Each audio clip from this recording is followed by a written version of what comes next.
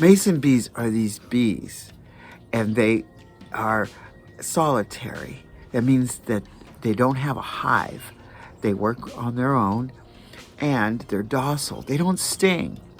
So the creative, resourceful aspect to these little bees, they are able to make these chambers. See how this one is going into the tube or reed, laying her egg, leaving some food, and then walling the chamber off with a wall of mud. Hence their name, Mason bee. The offspring protected, create a cocoon. Then through the springtime, as it warms up, the little beings inside the cocoons chew their way out, and a new generation of mason bee thrives on. The purpose of this video is to familiarize you with the mason bee and provide general knowledge needed to steward them through their life cycle so that you have a successful as well as fun time raising these bees, watching them through their life cycle, and pollinating, making food for your garden or your orchard. These bees don't make honey, they make food. They are powerful pollinators. It is estimated that one mason bee pollinates as much as 75 honeybees would. So we need to grow more food for more people. The World Resource Institute reports that by 2050, we need sustainable ways to increase food production. And as a steward, you'll need to know a little bit about the pests and diseases you might encounter, as well as needing to know what these bees like to feed on.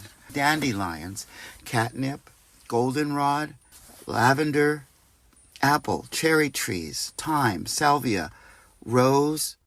There's a terrific bee guide that I will also show you here. This is a really thorough, as well as a troubleshooting guide in the back of this little pamphlet you could get from Crown Bees.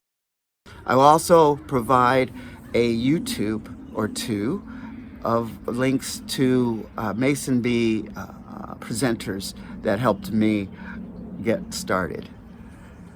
Let's get started. The 4 focal points of stewardship are preparation and release of cocoons, retrieval of nesting chambers, harvest new cocoons, and cocoon, bath, and storage.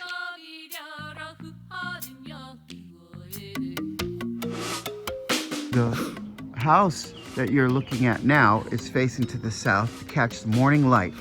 That's one aspect of where you want to place your house. You also want to have a little overhang from the opening of the house. It's recommended about an inch or 2. You want protection from the rain and from the wind. This is another house that is on our east side wall of our house to get morning sun again, which they like, and it's also protected from the wind and rain. It has a roof and a compartment here. I took the staples out of the top of the roof so that I could build walls on the side and use that room in the attic of this house for the cocoons to be placed. You'll see quite often on YouTubes or in stores a version of this housing. This housing will look like this with, instead of a 4x4, it could look like a tree trunk stump that has been sliced and turned on its side and holes drilled into the face of it for entryways for mason bees. I don't use this one. I don't trust this one because I don't understand how the bees could make their homes and their cocoons. Then you have to go in and harvest the cocoons. How is that going to happen? So my opinion is not to buy this one unless you do more research and you find there's something to it I'm not seeing. So these two types of reeds I have not used before. I usually use the bamboo reeds, and they come in different diameter sizes. These are also Crown Bee products. So we'll see. These here on the right, they're cardboard. They're not bamboo. They come in different sizes, as you see here.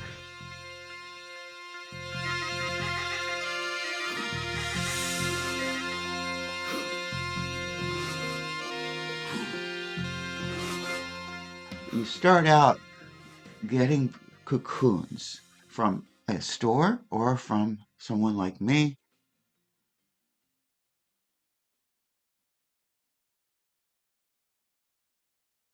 And here goes the first launching of cocoons.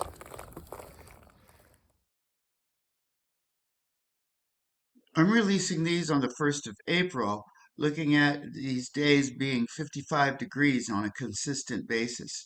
And there are also, as I'm looking around, seeing places for the bees to get their food, their pollen, flowers. Number one reason for bee failure? No mud. You need to leave mud around your houses, and clayey mud, muddy, sticky cut mud. So that is important. Keep it wet, ensuring their survival. Crown Bees has a kit, and it comes with like pre-made powder mud that you can use, and you can use some of that as it will stay wet longer, and it has the right consistency. Pour a little in, mix a little bit with some water, and go that route.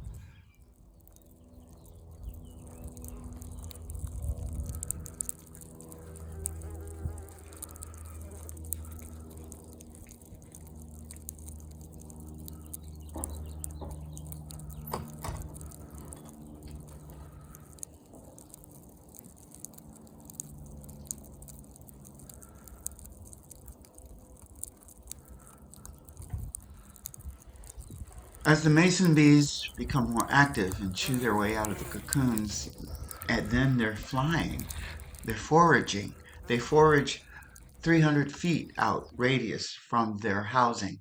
So you want to have some flower, blossom food for them within that range. They only live, well, the females 6 weeks, the males 2 weeks. So keep that in mind. They have no time to be aggressive and territorial, so they are docile in nature. A bee sting from a mason bee might feel like a mosquito bite if it comes to that, but studies have shown that there are no allergic reactions to these bites if they occur.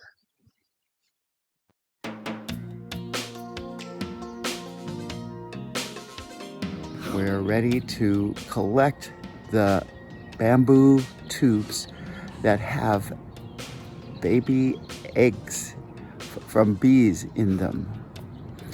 They are noted to have a solid tip filled with mud. That's the last chamber of mud in this tube, and there are at least 6 of these little chambers in this tube. So we're going to collect these tubes and put them in a bag safe away from the pests. When I'm collecting them and putting them in the box before I bag them, I'm putting the tubes with the openings that are sealed by the mud on one end. There's quite a bit of them here. As part of the retrieval process of the mudcap tubes, use something like this, a pest protection bag. Enclose them in it, store them in a garage or shed somewhere safe outdoors until the fall. If you look very closely, I don't think you can see it. It's a little tiny fly right there. Not friendly. That is a pest. Can't do anything about it now. This house has also gone dormant. All empty. I'm gonna put the top back on the house. For now, leave the house there until it's time to clean it, put it away for the winter.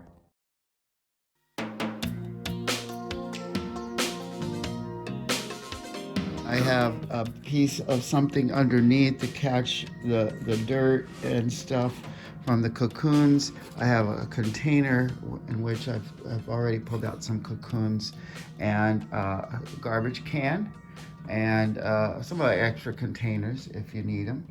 And over here on the left, I have the one housings that were stacked, as you remember, on top of each other. I've already gone through a number of them there. They're set aside, as well as those cocoons that were made in the tubes. I'm gonna pull this tray up and let's see what's underneath this tray. And when I lift these trays, they're pretty nice. The cocoons, as you see. Now there's some cocoons underneath. I'll just turn this tray upside down, pour this stuff out. Wow, look at these. So you have a fairly clean tray here. The walls of mud in between the chambers. And basically, all I'm doing is taking out each cocoon,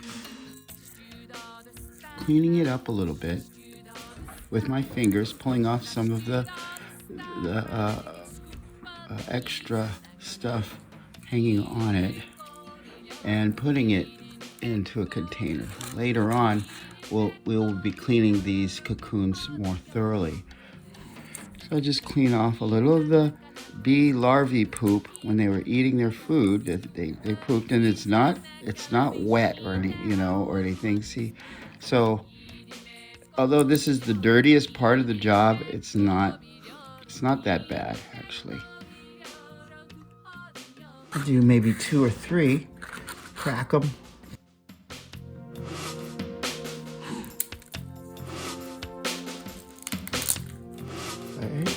Right, and then pull apart.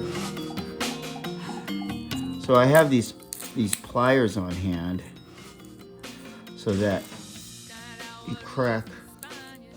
You would crack right just at the end here, so that, but not hard again, because you don't want to crush too far in. Yeah, I think that could have been even deadly to a cocoon inside, but we open it up and there wasn't a cocoon in there. There is a, oh, this one might, this one looks like it could be good, but it was pretty far back inside the tube, in other words. Just so you know, you're going to run into the occasional orange sticky ball thread or a small clump of maggots where the bee egg didn't make it. They are easy to avoid and are to be tossed out with the rest of the waste.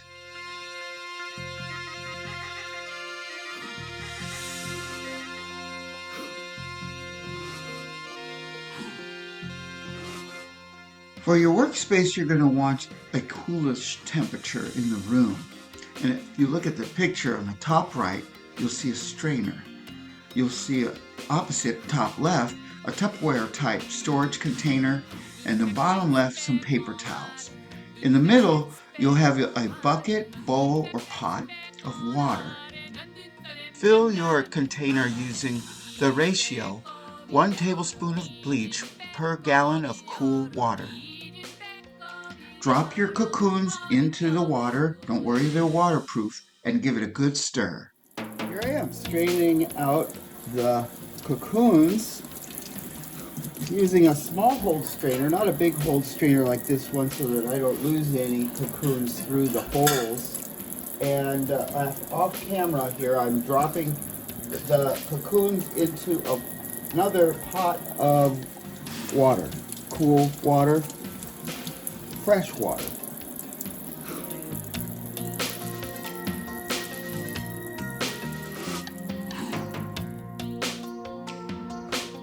want to be extra precautious to not leave them out in the warm kitchen room too long. So I'm gonna throw some paper towel over them and then put a towel on top of that to ensure that there's some weight and that they dry a little faster, and so that I could get them into the fridge sooner.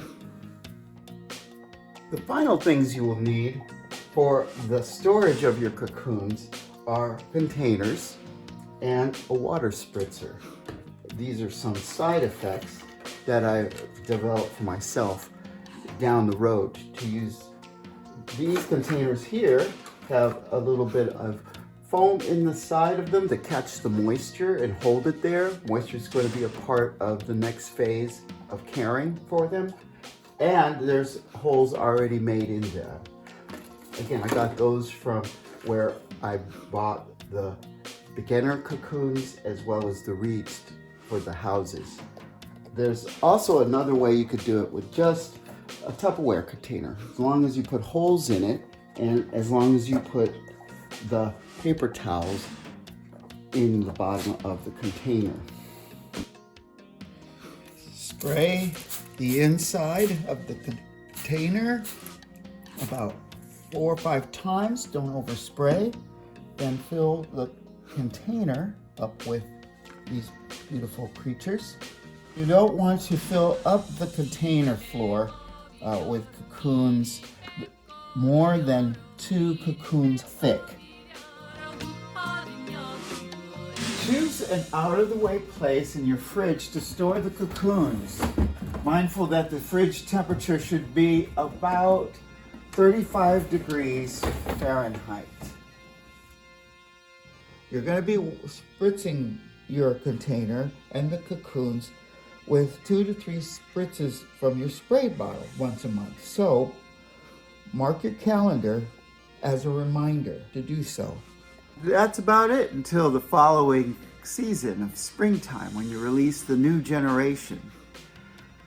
You may want to count the males to females in ratio because you might want to or need to stagger their release next season in spring. Be open to learning as you go. If you like this video, give a thumbs up and be well.